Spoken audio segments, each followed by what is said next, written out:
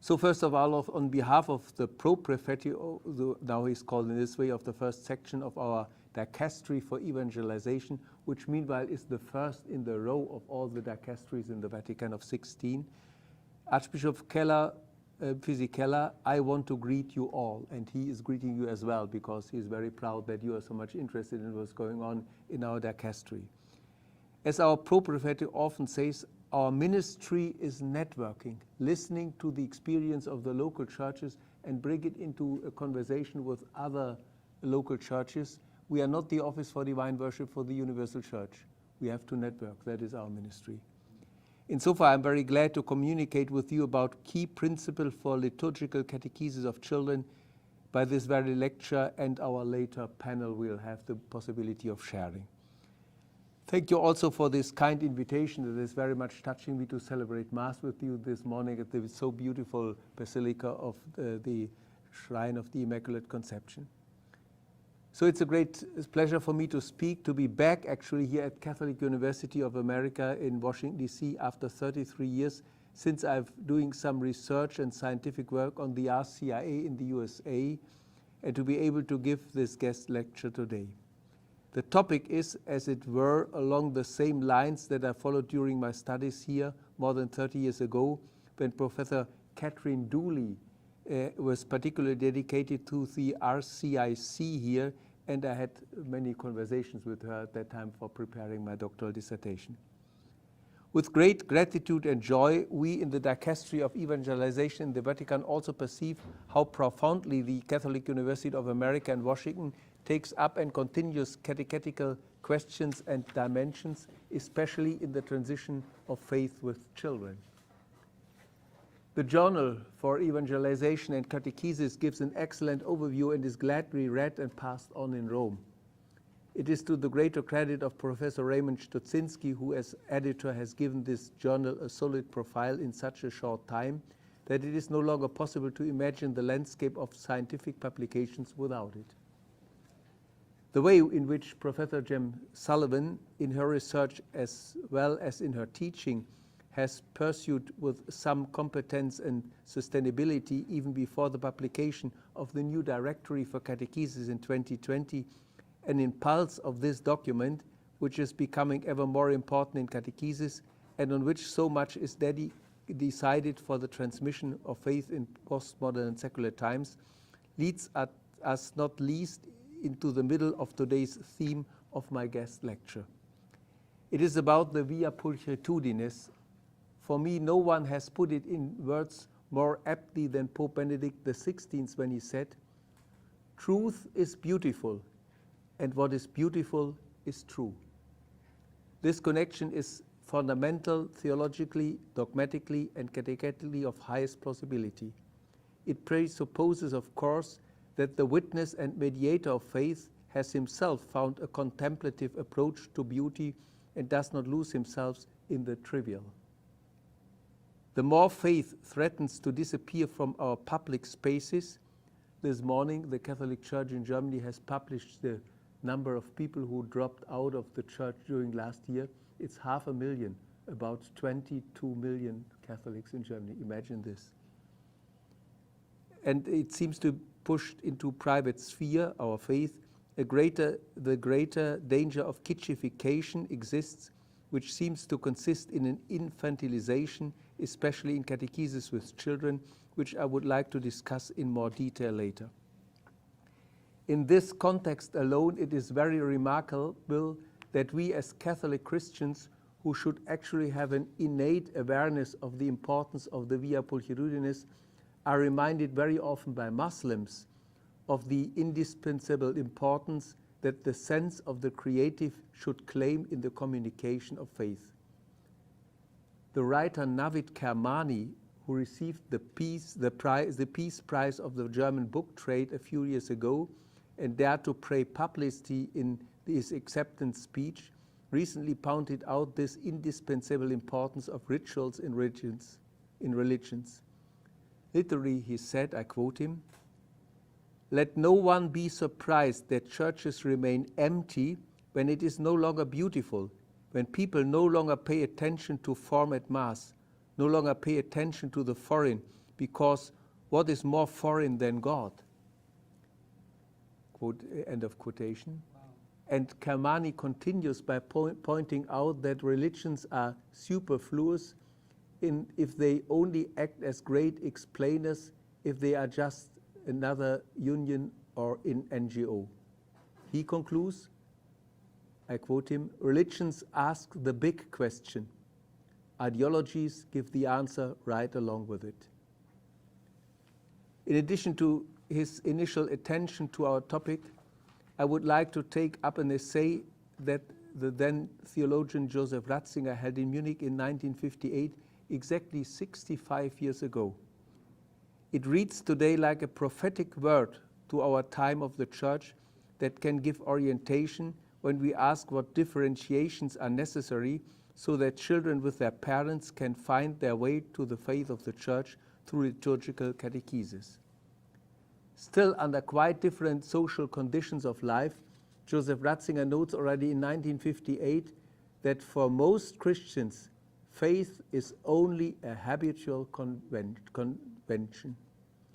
In this context, he gives food for thought, I quote him, in the long run, the Church will not be spared having to break down piece by piece from the appearance of its covering with the world, and to be again what it is, a community of believers.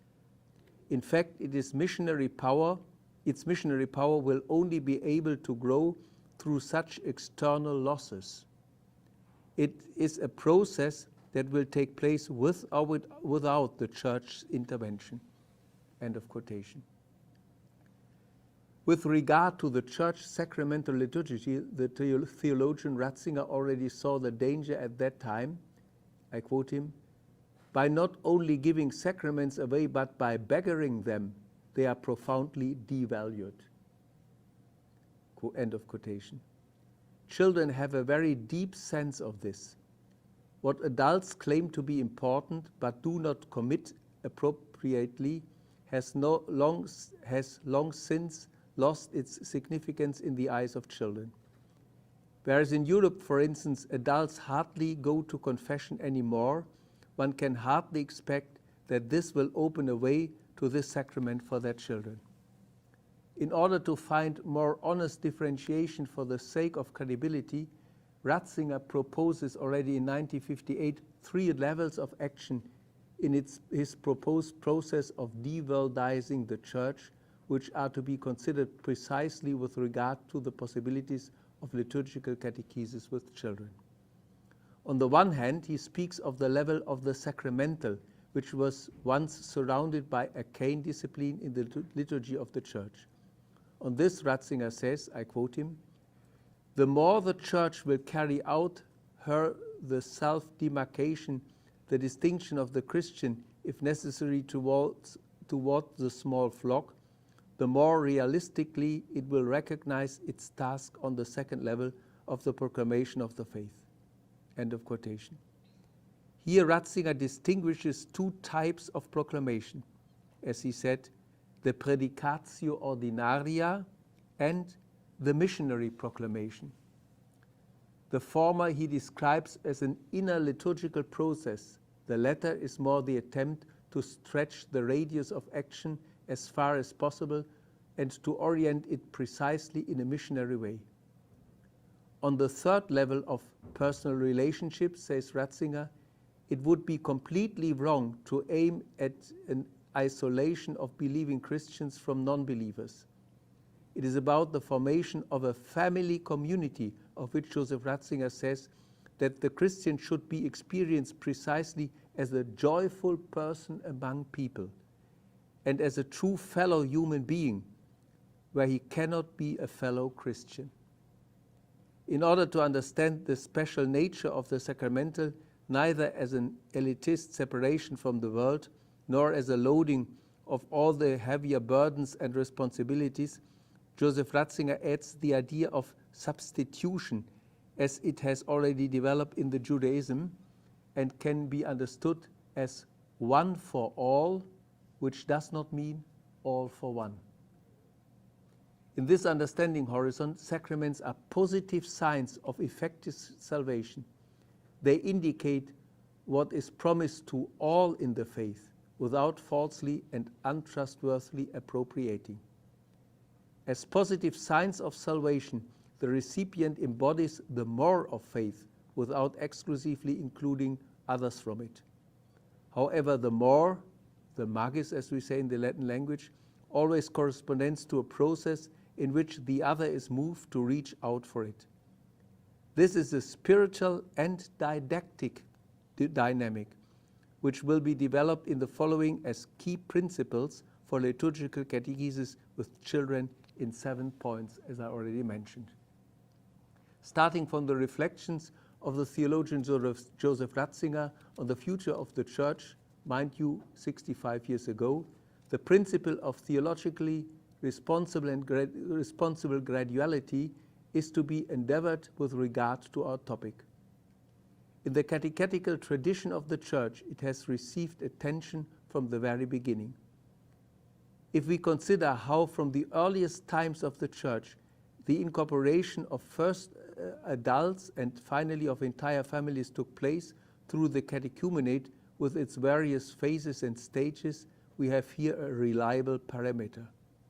That's already very much expressed in the directory of 1997, and the new directory from 2020 took it over. So a first key principle I would like to introduce to you is intergenerationality and narration. The aforementioned learning context of children in the early church growing into the faith as part of the larger family community was further condensed in later folk church times.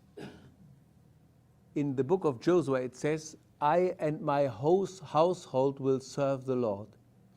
And this phrase already speaks biblically of how children can learn from the faith of adults in liturgical and catechetical practice and increasingly learn how to be Christians.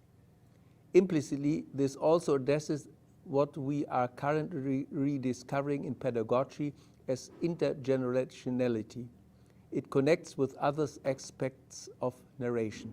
Yesterday, Monsignor Charles Pope was talking about the loss of storytelling. Actually, that's the same.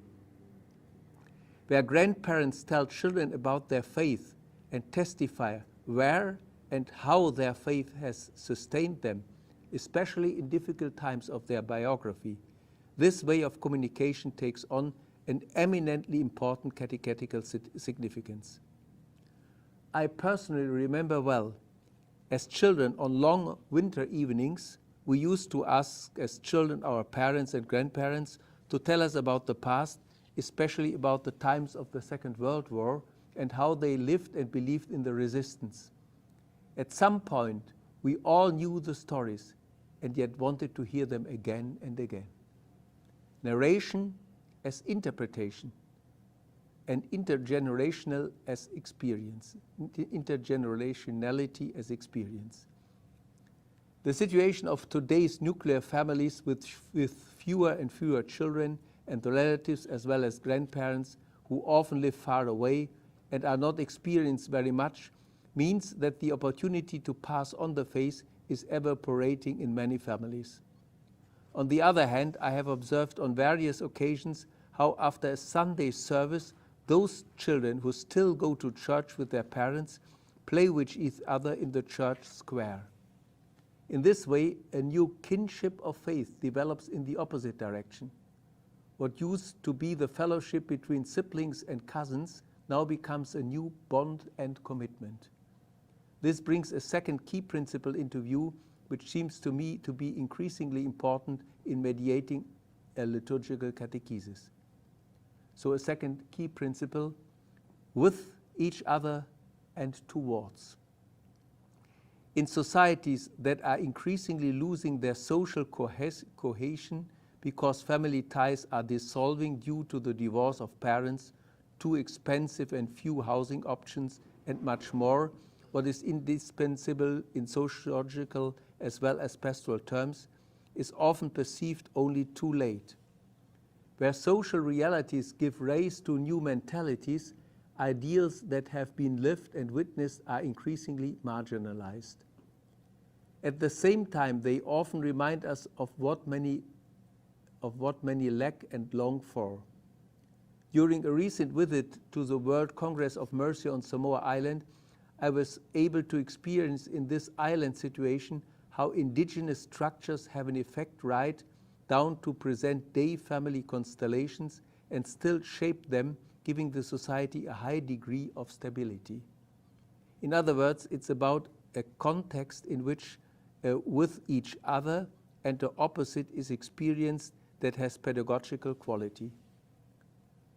Liturgically experienced community needs a counterpart in dialogical terms, where, for example, evening prayers or table prayers with children, if they are still practiced at all, become exclusively horizontal self-reflections, the relational awareness of faith is lost over time. Because God is a you, the children becomes an I only in this you. On Samoa Island, I could see in the integration of the indigenous liturgical practices how in the larger family context this orientation toward God that uplifts the person is brought into liturgy of the Church. Even in the concern about the climate catastrophe, which can be perceived even more clearly there, the prayer of praise for God's creation, also in the awareness of preserving it, is subordinated to the view of a responsible togetherness that can be derived from it as a consequence of God's presence. In this context, there's a growing awareness of a third key principle in catechesis of the liturgy with children. That's called didactics of symbols and mystagogy. In her book, The Beauty of Faith, Using Christian Art to Spread the Good News, Professor Jem Sullivan talks in the 5th chapter about Christian art and the education of children. She quotes philosopher John Crosby, who says, I quote him, "Sometimes Christians think of education in a way that takes too little account of beauty. Christian educators sometimes fail to notice the great formative potential that the experience of beauty has for children. The child is enabled by the experience of beauty to know good and evil by a kind of connaturality even before it receives detailed moral instruction. The human soul is so profoundly made for beauty that it is deeply formed for the good by the early experience of beauty. But it can also be deeply deformed by the early experience of what is ugly." Quote, end of quotation. Beauty in images of art, in music and liturgical gestures can only be grasped and retained by the child where there is a symbol didactic condensation. For this it needs an escort into the mystery for which the respective art stands and lifts the good into the picture. Already the fathers of the Church, first of all Maximus Confessor, speaks about the necessity of a mystagogy in the context of arcane discipline. If in dogmatics the liturgical theological axiom lex orandi, lex credendi is used for this essential connection, it can be formulated even more explicitly here. In order to do justice to the catechetical power of the rites, and perhaps also to the lex orandi as an excellent place of the catechesis of the people of God, so in the directory in Article 96, it is necessary to understand the lex credendi integrally, from which a lex catechisandi is to be derived. In good art and true beauty, this effect is conveyed eo ipso, a symbolic didactics that recognizes the beautiful as the true, knows that art which is useful in this sense must point beyond itself to the Creator as the greater. Where pictures and images, on the other hand, lose themselves in this worldliness and rather to be assigned to the world of trash, a symbolic didactic mystagogy can hardly take place. In view of this danger, the new directory for catechesis deals explicitly with the opportunities and limits of a digital world that surrounds people today and with which especially children grow up. It's expressed in the articles of 365 to 372. And even more in his apostolic exhortation, Christus Vivit, Pope Francis, as a result of the Synod of Bishops on Youth, stated what is already able to be recalled here with regard to key principles for liturgical catechesis with children, above all as a limit. He says, I quote him, "It is not healthy to confuse communication with mere virtual contact. Indeed, the digital environment is also one of loneliness, manipulation, exploitation, and violence. Digital media can expose people to the risk of addiction, isolation, and gradual loss of contact with concrete reality, blocking the development of authentic interpersonal relationships."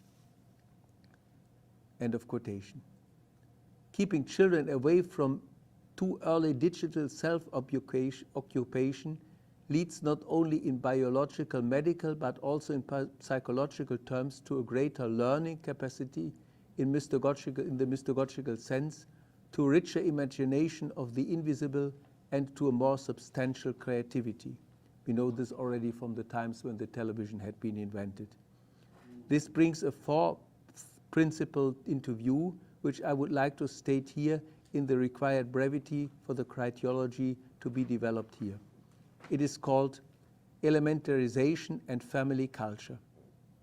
For liturgical learning among children, it has always been decisive how content and forms can be elementarized. Learning and grasping the whole in detail is already a biblical principle that children's Bible in particular make their own.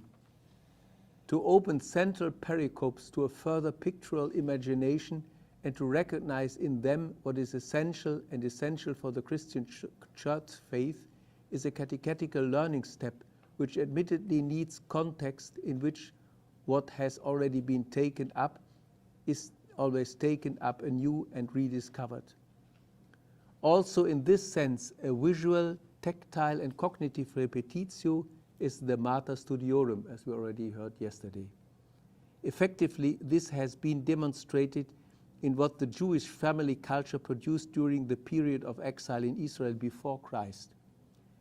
At a time when Orthodox Judaism was politically and socially marginalized and denied the opportunity to pray in the temple in Jerusalem, it is precisely in the situation of dispersion that the shaped religious practice in the family carries the faith through a critical time and makes it further connectable. What we still know today from the Jewish Passover ritual, according to which the youngest asked the oldest to recount and recall the event of the Exodus, exemplifies how religious education is first and foremost liturgical catechesis for children. From the Jewish family culture can be seen, faith needs form, otherwise it evaporates. This experience is linked to a fifth context, namely language, ability, and contemplation.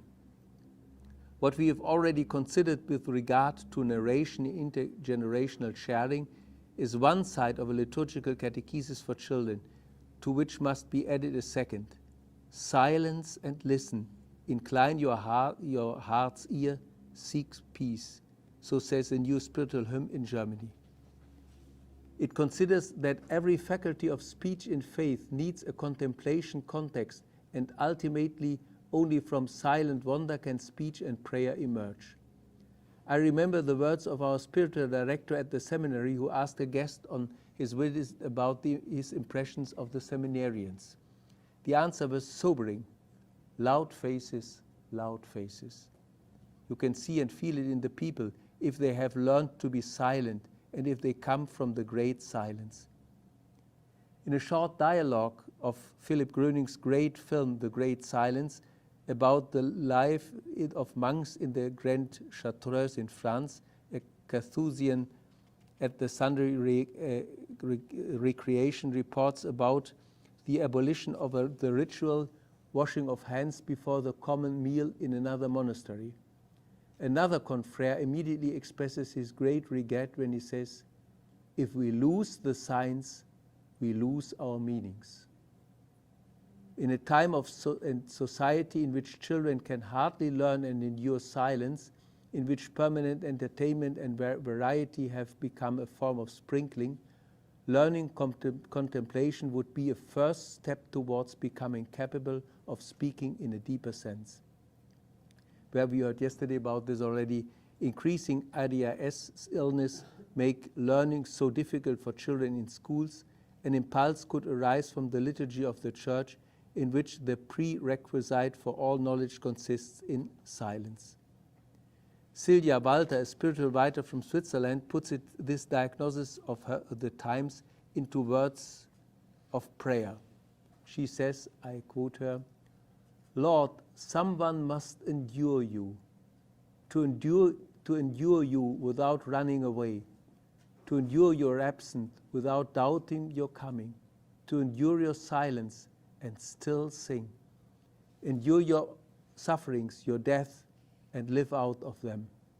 Someone has to do this for everyone else." End of quotation.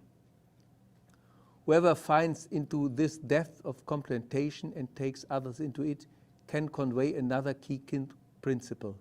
Where children can see and experience this in adults, they experience a coherence that makes them credible. So a sixth key principle, identity and representation. The German sociologist Ulrich Beck once pointed out that the question of the future is the question of one's own identity. Whoever can say who he or she is has the intention and consideration for himself, especially in a diffuse world. The fact that this veritable need is often activated by radical groups, especially in politics, must make Christians all the more alert and sensitive to the great graduality shown at the beginning, which can help in one's own faith orientation to find one's own position and to take it up dialogically. Learning faith and deepening it in liturgical is, for Christians and especially for children, always a process of waking and maturing. Where the reflection of one's own identity, especially for children, leads to a feeling of loneliness, you can and must experience in adults a grateful readiness to take responsibility for their vocation as an encouragement. Identity and substitution in a liturgical catechesis needs differentiation from general entertainment, a differentiation between primary symbols and secondary symbols, so often drawn from the lack of knowledge or identification. For example, in the design of children's services and especially First Communion celebrations. Here, especially after the COVID pandemic and the many digital offers for the design of church services, an observation is to be critically evaluated according to which children go into their room at home during so-called liturgies, when they can cuddle with their teddy bear and then continue to participate reconciled and relaxed, as they say. The theologian Joseph Ratzinger sees this connection between identity and substitution precisely in the fact that the whole of history lives from it. I quote him, which has its culmination and unification in the togetherness of the church and non-church, of believers and pagans. The opposition of church and non-church does not mean a side by side and not a counter side, but a for each other in which each side has its function. End of quotation. In the future, a liturgical catechesis with and for children will have to address this meaning of differentiation in the sense of locating one's own identity, never in the sense of elitist segregation, but in service to one's own home in the faith of the Church. Her larger liturgy must be like fitting into a garment into which the child continues to grow. To shorten the garment where it does not seem to be fit at the moment makes the face of the Church small all around for one's own subjectiveness and rationalities. This movement must inevitably follow another complementary one, a seventh key principle, openness and evangelization. Only where identity is reflected and experienced in faith, there can be openness. An evangelizing introduction to faith with children, which is different from a catechesis of identity formation, will, in the spirit of the post-synodal cry of Pope Francis, Evangelii Gaudium, focus above the importance of it in its kerygma. He says, I quote him, "In the kerygma, Jesus is the agent who manifests himself in the witness of the proclaimer. The life of the witness who has experienced salvation thus becomes that which touches and moves the interlocutor." End of quotation. In this sense, a liturgical catechesis for children will have to focus ad extrem on the individual example, in the hope that a new longing will be awakened in children, often precisely from families distant from the faith and the Church. Where young people increasingly complain about the need of formlessness in everyday life, and where meaning demands form in everyday life, the individual example of the credible witness takes on a new significance in the missionary transmission of the faith. What pedagogy calls the significant other in the learning process is, in liturgical catechesis for children, the faithful witness in which Jesus himself acts. As he speaks and is silent, as he prays and sings, children will imitate what they thereby make their own over time. Here both are true from the mouth of the great theologian Thomas Aquinas, exempla trahunt and contemplata ali strada. Give to others what you have received. It always remains this tension between the two, which can also have a missionary effect in liturgical catechesis with children. So I'd like to conclude with some remarks. In the context of this lecture, I could only develop a criteriology for liturgical catechesis with children in our time from the plea for a theological responsible graduality, as the theologian Joseph Ratzinger already pointed out 65 years ago. If the theologian Walter Kasper once called the liturgy as sang dogmatics, one can understand that all sustainable introduction to the faith needs form, and the mystagogical approach, as developed in the early church, must again become the way in an adapted manner to be further developed in post-Christian and secular society for liturgical catechesis with children. Thank you so much for your attention.